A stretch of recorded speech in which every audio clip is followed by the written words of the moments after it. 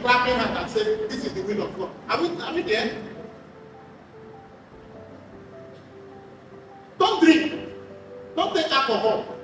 And not try going ahead and smoke and as a result, driving and dividing in motor accident. As the parents be clapping hands and say, so this is the will of God. We know the Sabbath situation happening in other states today, where churches are being bombed, Christians are killed, and all that. And so, we should clap our hands and say, oh, this has happened. This is the will of God. Something happened in 1980 when CD 190 was, CD 190 was raining. On the 14th of February, we call Lovers Day. This young man, the only child of the parent, bought CD. That day he was moving with his friends. Then at night, when they were coming, they ran and told no, and he died. Was that the will of God? No.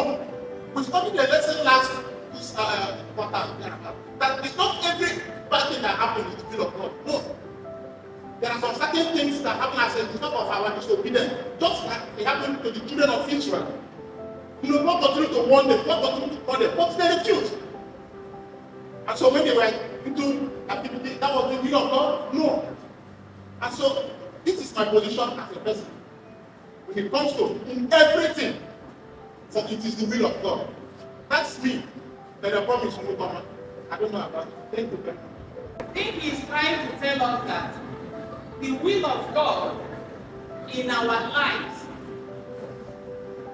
if you make wrong decisions, if you make wrong choices, and do not end well, that it is not the will of God.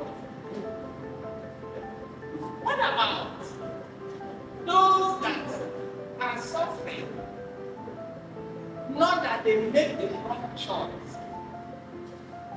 Are you getting me now?